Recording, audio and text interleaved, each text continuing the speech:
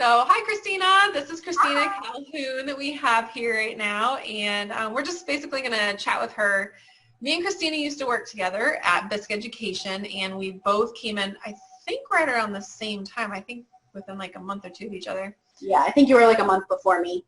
Okay, awesome. And we both were teachers prior, coming in as instructional designers, and just wanted to go ahead and get her input as to how she got into teaching, why she left teaching, what she did, what kind of advice she would have and recommend for teachers currently in that situation. So I'm going to go ahead and pass it over to you, Christina. Can you just give us a little bit of background about your, like how it was you got into teaching, what you taught, how you liked it, where you were at? Just give us a little bit of background. So. Sure. I started teaching through Teach for America, and my whole life, my goal has been to, I've always been really passionate about providing quality educational experiences to any individual, you know, no matter background, no matter socioeconomic status, no matter what, like a strong belief that students deserve that quality education. And so I wasn't quite sure what that would translate into. And my senior year of college, or junior year of college, I heard about this organization that was doing that. And so I was like, okay, well, I want to be a part of it. So when I graduated college, I joined and I taught 6th through 8th science, middle school science in Homestead, Florida. And it was an amazing experience, and I loved every second of it. And through Teach for America, I learned a lot about curriculum development and assessment and every facet of teaching that you could imagine, just super infused into a 2-year process where you just have a coach basically who is with you, observing you in the classroom, giving you feedback on your materials and all of that. And so I became very passionate about, you know, teaching, and mostly one of my greatest loves that came out of that was for curriculum development, and just being able to create those quality experiences from the top down. So I, from there, went back to my home county in Broward County, which is where I'm from originally, and one of the schools that I worked at needed a science curriculum specialist, so got into designing the science curriculum for a middle school there, and eventually moved to the high school level, designing curriculum for there. And so I slowly moved out of the classroom from teaching and being in there primarily teaching to developing the materials that teachers were going to use. And I would help them implement it, go through some coaching, help them with the assessment side of it to track where students were, where they were going. And so I kind of shifted my focus from classroom teaching to more working with teachers and training teachers, helping them with the curriculum and all of that. And when I got married, we moved to Tampa, which is where we met. And at that point, I had been in the classroom / in public education as a curriculum specialist and whatnot for about 5 years at that point. And I was tired. I was exhausted. That's what a lot of the research shows, is like that's the 5-year mark where we lose a lot of the teachers. And it's true. It is incredibly emotionally, physically, mentally draining. And although I loved the classroom, I knew that, like, for my own personal health with some other things I had going on, that I just couldn't continue that. And so I started doing some research that summer and realized, oh, there's another field out there where you can kind of incorporate a lot of these things into one place, and that's instructional design. And so I started applying for instructional design jobs. And at that point, I didn't really know much about the field. I knew general things about the field and what it looked like. So I started doing my own research, reading blogs, watching webinars, and everything that I could get my hands on to learn about it. And I got my first job in instructional design, where I met you, Carrie, at Bisque Education in Tampa. And it was such an eye-opening experience to realize that this love that I had for education and developing these experiences for students could translate into something a little bit different, but still, you know, still with the same passion, going along those same lines. And so I fell in love with it and continued for, I've been in it now for 6 years as an instructional designer. Has it been that long? Oh my goodness. Yes, it has been. Primarily as an instructional designer, and it's just every day is a learning experience. And I eventually went back and got my master's in educational technology, which is one of the masters that are like accepted as a terminal degree for instructional design. And yeah, it has been a nice, long, winding, fun road. So. Awesome. Now I want to dig into a few of those things. So you did TFA for 2 years. Yep. Is that right? And Yeah. you went back and you taught between middle school and high school science for, let's see, you said three more years because you did 5 years teaching total, right? Right. Yeah. Mm-hmm. And I'm very similar because I had 5 years teaching. And it's interesting that the last person, which was actually the last person I interviewed with video, which was the very first person I've done a video interview with, the second, he actually was a TFA teacher as well. Oh, nice. And, okay. Excellent. Yeah. Then, I mean, I knew that you were, but I guess I had forgot because it's just not something on the top of my mind that Cristina was a TFA teacher. I don't know why you're not thinking about me on the top of my mind. But when I was in Texas, I actually was with a bunch of TFA teachers, and the passion that they had and the education that they got for becoming, like, how to become a good teacher and how to develop curriculum and how to manage the classroom was amazing. Mm-hmm. So I am curious a little bit, maybe, if you, okay, the reason for this question, and I don't want to get very controversial, but the reason for this question is there's people that I know that will say, like, a teacher, if you're a teacher, you can't be an instructional designer right away. Mm. You have to get a degree, and I don't believe that. I believe that you should continually develop and educate yourself, which a degree would help. It will never hurt, but I don't think you need one at all. And so I'm just curious, do you have anything to add with, it seems like, I guess the best way I usually would say it is, I feel like there's teachers out there who, if they're continually trying to be innovative and learn and advance, they will make it as an instructional designer.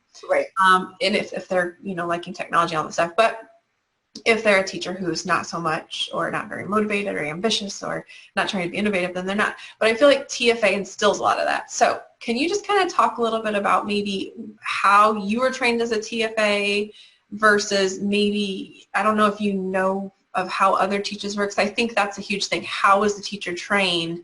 What is their background? That will help determine if they're going to be successful at getting a job in ID or not. So go ahead. Yeah, for sure. So I think the thing that helped me the most with being in TFA was the curriculum development aspect of it, and just really learning what that looks like and how to do it. Because instructional design at its base is just being able to go look at the end result and say, here's where we want to go, and then building to that. And so understanding the steps that go into being an instructional designer, I think, are built into curriculum development and teaching. And I think that with the TFA program, I believe that it's the same thing that teachers get, but ours is really, really condensed. Because you basically, before you start teaching, you go to a 6-week or 5-week program where you learn all of these things, and then you're implementing them along the way over the 2 years. So I think that teachers who come from traditional teaching programs have those foundations as well. And like I mentioned, I think the curriculum development aspect of it is foundational to that. And so I think that really helped me, and I fully believe that teachers can go from being in the classroom, like you mentioned, go from being in the classroom to being instructional designers, and there's nothing that could stop you other than your own self. I got my master's in educational technology because I realized that job opportunities were being hindered from it, and that's the only reason. Well, I mean, there was other reasons as well, but the main reason was for my future. I wanted to make sure that I wasn't hindered, because most places will look for as a either like preferred qualification, or some of them I was just being weeded out from the start because I didn't have a master's. They didn't care about my experience. They didn't care manager of what, like nobody cared. If you don't check that box, you cannot move to the next screen of the application. But getting into instructional design, I was able to do that just because I took it upon myself to start learning things. And I think it was every single day I was watching a webinar, reading multiple articles that I would find. I joined all these email listservs so that every day I was having things delivered to my mailbox so I could learn, what are the different LMSs? What does educational theory say about translating classroom design to online design? How do you train people, you know, in one setting to the next that's online versus here? And so it just becomes about, what do you want your future to look like? If you want to be an instructional designer, how much are you willing to take on and start learning? Because traditional programs are great. You can absolutely, if you are a teacher right now and you say, okay, I've got 2 years, I want to go into a master's program and I want to learn it that way, awesome. That's great too. Or you could just start learning and get a job, either instructional design adjacent, like working with instructional designers where you're starting to learn it, or just jump right in after you kind of learn some of the basics and, you know, work your way up from there. That's what I did. Carrie, I know that, I think you did something similar as well. And yeah, I truly believe that that teaching foundation absolutely translates to instructional design. So yeah. Did I answer your question? Oh yes, definitely. Okay. 100%. Thank you. And I, like you, I actually got involved in ATD, which is what helped me dig into it. I heard these conversations that people were having with each other, and I might not know exactly the terms they were using, but it was enough for me to like spark my curiosity, and then I would go online and figure it out, or I would ask if I felt comfortable asking. And then the more tools I got under my belt, the more confident I got, so the more I knew it was okay for me to ask these people in person if I didn't know what something was. And I think that was a big turning point. And yes, like you said, going to, I know I did some informal learning type stuff, like looking on my own and learning stuff online. One thing I know in the last few years is I didn't realize how much was out there that I probably wasn't tapping into, and now I'm in the program I'm in now, and like, so getting involved in LinkedIn groups or getting involved in these Twitter, there's so many opportunities to learn and network from other people. And it sounds like how did you think of going and doing that? What led you there? And I wanted to ask you that. And then I also wanted to ask you, how did you hear about instructional design? So those, if you can answer one or two of those, that would be great. Yeah. I heard about instructional design because I was starting to search for jobs when we moved to Tampa, and I was looking for jobs that were like in the education realm, and I was like, what the heck, there's got to be something where I can use this knowledge and still be in the same field. And so that's what, just Google and applying for jobs led me to instructional design, and I was like, wow, this is pretty cool. Because before that, I'm sure I've heard the terms instructional design, but like wasn't familiar at all with what it actually meant. And it's funny because when I tell most people that I'm an instructional designer, they're like, what does that mean? Like, I design instruction, you know, just simply. So yeah, that's how I found it. And what was your other question? I apologize. Oh, no, you're fine. How did you think of Googling and looking for like the blogs and the webinars and getting on the listservs? Yeah, and so once I got, sorry, go ahead. No, it's good. Once I got my job at BISC, and I started hearing, like, the social aspect of being in the workplace is so huge. I learned so much by being around people who had been in instructional design a week more than me, or, you know, 20 years more than me. And you just pick up, and like exactly like what you said, you hear people say things and you're like, oh, that's neat. And then later on you're like, let me type this word in because I don't know what this means, you know. Or, you know, if you feel comfortable in that setting, being like, oh, hey, you know. And so from working alongside all of my instructional designer colleagues, I learned about the e-learning guild and the online learning consortium, which at that time I think was the Sloan consortium, and just different organizations that were out there where fellow professionals were trying to learn more, and how I could get myself involved in that as well. Twitter was huge as well for me to really dive in there. And what's that? Isn't that crazy? Never would have guessed. Keep going. I'm sorry, because I was the same. Yes. And one of the things that I love the most about Twitter and like being a part of all these different organizations is that I have my own worldview and I have my own way of seeing things and my own way of doing things. But when you're hearing all these voices of people who are different from you, you know, different backgrounds, different skin colors, different socioeconomic status, different parts of the world, you learn things that I would never have known on my own because I have my own way of seeing things, you know. And so I think that being a part of communities is so huge for not just developing yourself as an instructional designer, but as a human who does instructional design. because that will impact what you do every day. So yeah, for sure. And you make a great point with being part of a community being so beneficial for, I think the point you made there was anybody trying to get into the field, it's great to learn, to get in, to get to know people, but I think as well, continually learning, once you are an instructional designer, stay in or get in different ones that fit, to continually learn and try to stay on top of things. I think that's one of the great things about the field is you're continually needing to learn new things, which I enjoy. So if you don't enjoy that, then stay away from instructional design. But that is very true. Every day there's something new, every single day. So something that I always think of when I'm talking to, not always, but a lot of times I think of when I'm talking to other people about the difference in instructional design and teaching, or that somebody who's a teacher and wanting to move into instructional design. I remember a conversation you and I had, and I feel like I think it was one of our first times we met or talked, or I feel like I remember the exact place we were in by the cubicles, and I remember we were saying, we actually feel like professionals. We actually are like have some respect, and we can go to the bathroom when we need to, we can go get food when we need to. Like, it was hilarious. Yeah, and it's funny because every year on my start date at BISC, I have time hop on my the app where it shows you like what you post on Facebook or whatever that day.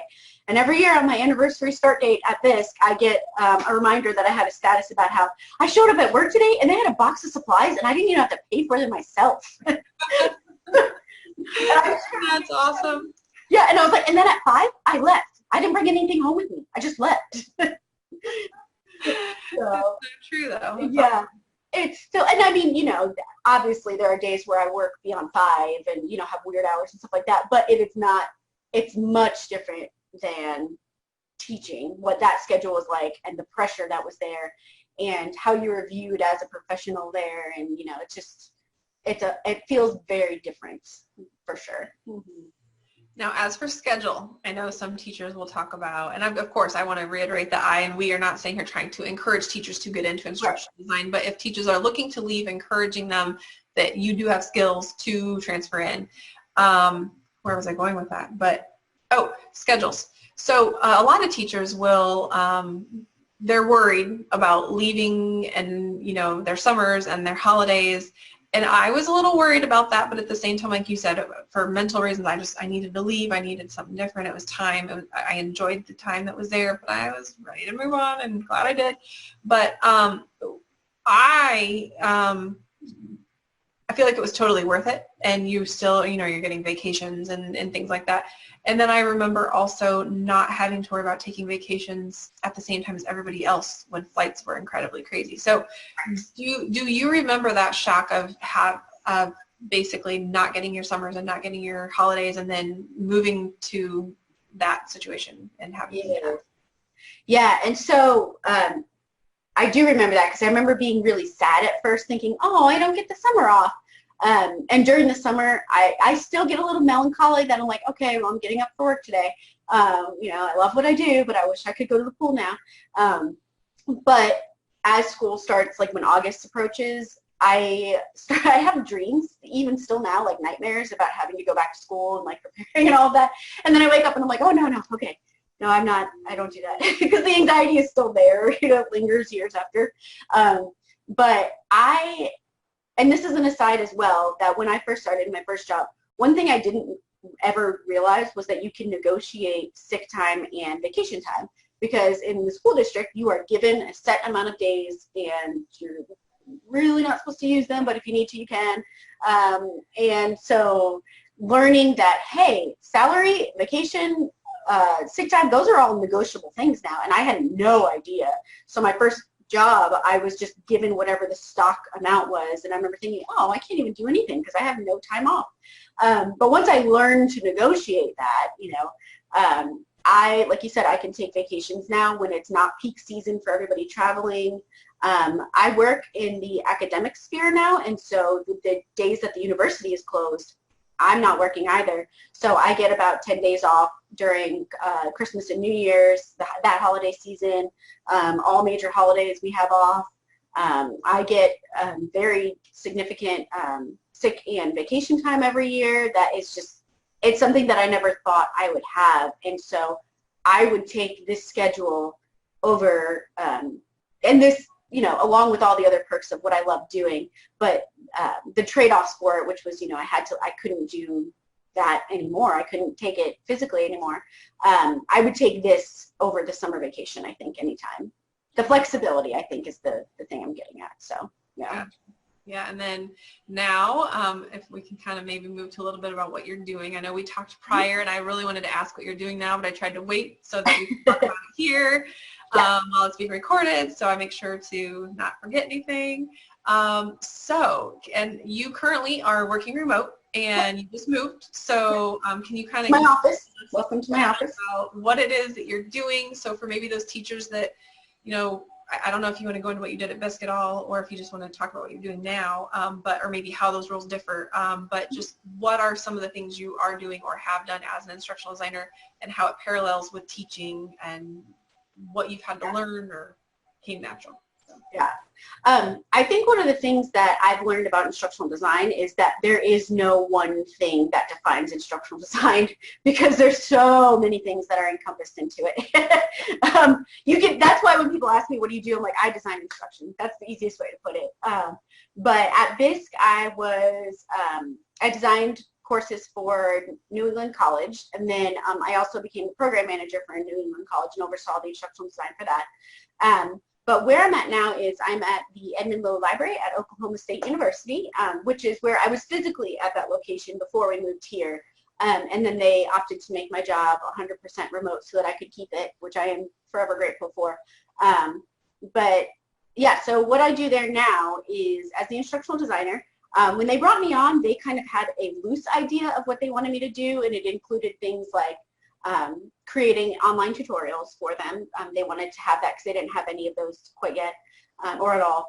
And they wanted to build an e-learning program. So they knew that, and they knew that they wanted somebody to help they have librarians who are teaching librarians. And if you've ever had a course in college where you have a librarian come in, helps you with research, helps you teach you about the library, all those kinds of things, that's what our teaching librarians do. And we even have some that teach full courses. And so they wanted me to help them with their classroom instruction and their pedagogy and understanding, you know, classroom presence and things like that. And so that was the loose structure they gave me, and going into the library world has just been amazing. It is so much more than books. It's so much more. What was I going to say? I lost my train of thought. It has been an excellent experience. I've crafted their online program, or online tutorials, which included choosing the software we were going to use to build it, how we were going to host it, because that has its own set of challenges, tracking how students are using them so that we can continuously improve it. I have also done trainings for our librarians, like I mentioned. And one of the cool things that has come of me joining the academic sphere of instructional design in this way has been that I've had the opportunity to present at conferences, to be part of book chapter writings, to be part of paper writings, because when you're in academia, you share what you're doing. And so that has been so cool to be able to just travel around and learn from other people while you're there, obviously, because everybody is sharing what they're doing, and you want to pick up what people are doing and share with them. And so that has been probably one of the coolest parts of it. And just getting to work with some really neat people.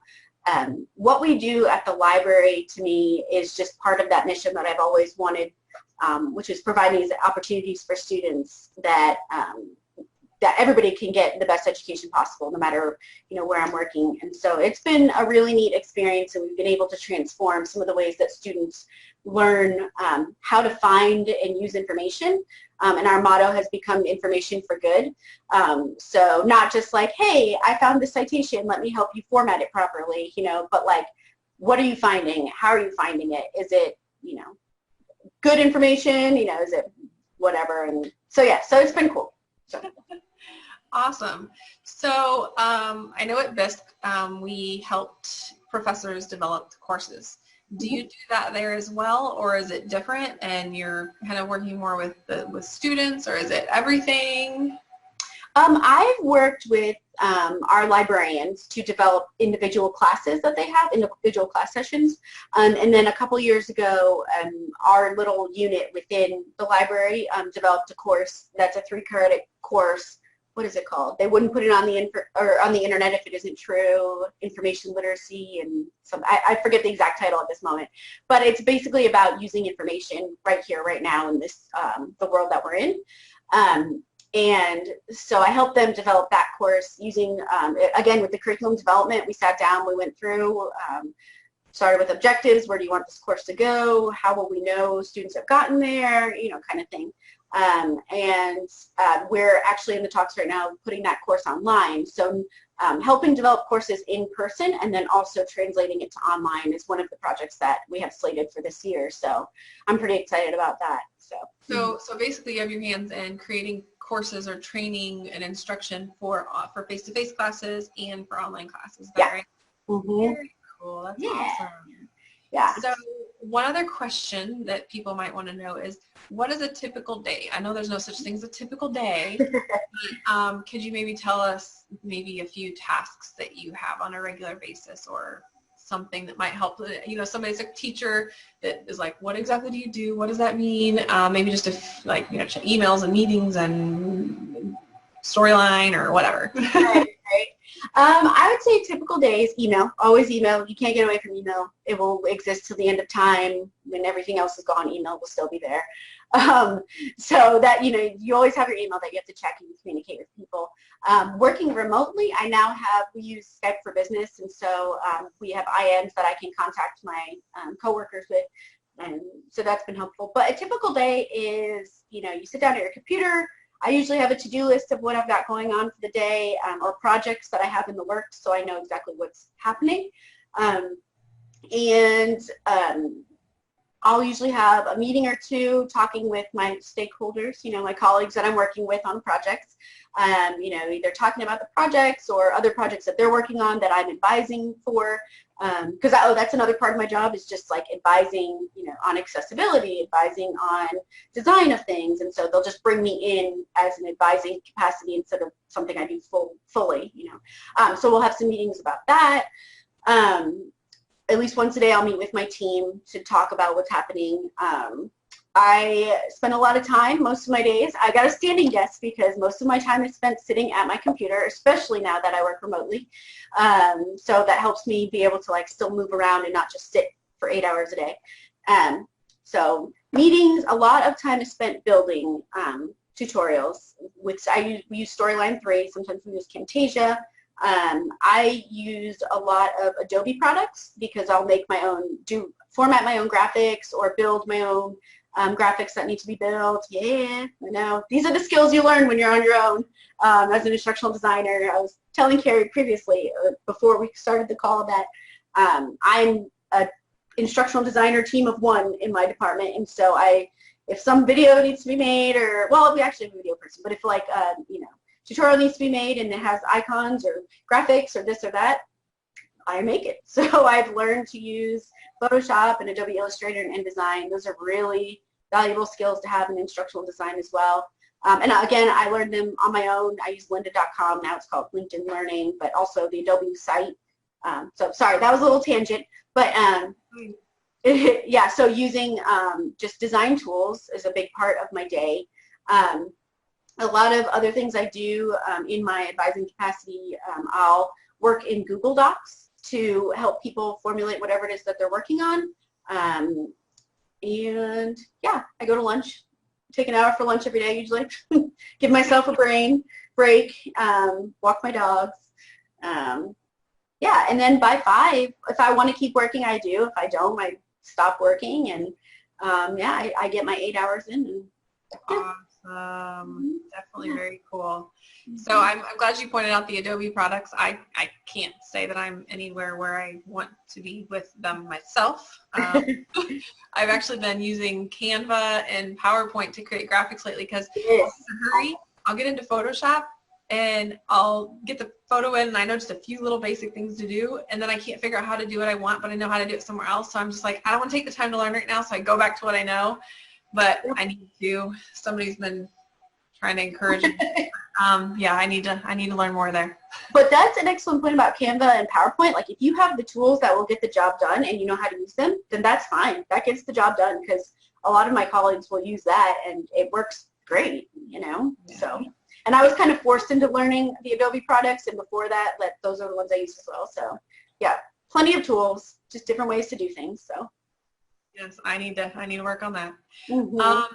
So I guess the last thing I have, and if there's anything else you want to throw in or you think is helpful, go for it. But the main last thing here is, what kind of advice do you have for people who are currently teachers that are wanting to leave the classroom and don't know what to do or don't know what's out there, or maybe they do but they just don't have the confidence? That's a lot of the problem for us a lot of times.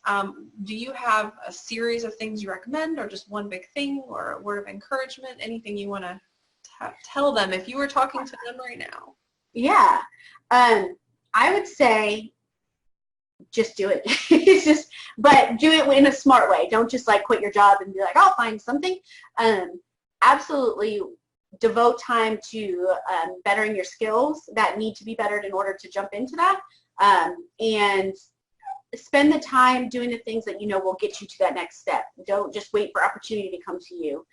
It really is an investment in your future when you join those communities, when you read blogs, when you practice with different things.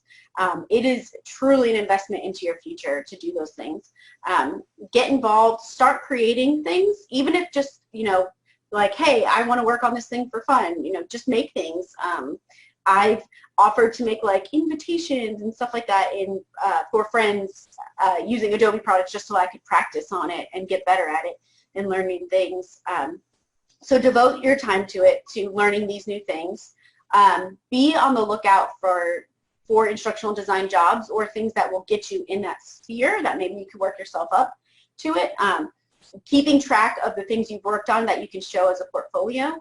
And when I got into instructional design, my portfolio was mostly of curriculum that I had done, not much e-learning things quite yet, but that was still enough to get me in the door and start working because basic skills were there. Yeah, and I mean, just don't give up. I was at the point when I decided I had a summer basically to figure it out, and I said, that's it, I'm not going back to teaching. And Ryan, my husband, was very supportive of it, and he was a graduate student at the time, so we were going into him having a graduate student salary and me having none, so we're like, okay, we better figure something out quick. And my family was kind of freaking out, like, just take a teaching job in the meantime, it'll be fine. And I was like, nope, I've made a decision and I'm going to do it. And I just completely had faith that something would come up, and that was my personal journey, but I don't necessarily recommend that for everybody. Prepare yourself, make sure you have something to show, and just invest in your future constantly. Awesome. That's great. I think that's the tagline, invest in your future. Yeah. So, all right. If anybody wants to reach out and contact you, what would be the best way? Like if somebody shared some similarity and they wanted to ask you questions or something like that, what would be the best way for them to contact you? Probably Twitter. I am on Twitter almost every day. I try to stay active in it, and if nothing else, just looking at different people's posts and interacting with them in that way. So my Twitter handle, I don't know if you could share it on your blog. It's called CALL_Hoon, Hoon. So feel free to contact me there, at me, or DM me, and yeah, my DMs are open. So. Awesome. Sounds good. Mm-hmm. All right. Well, if you don't have anything else to add or say, then I think we will go ahead and shut this down. Thanks for chatting, Carrie. This has been fun. Good. Thank you very much. I hope you have a great rest of the day, and we will see you again soon. Bye. All right. Bye-bye.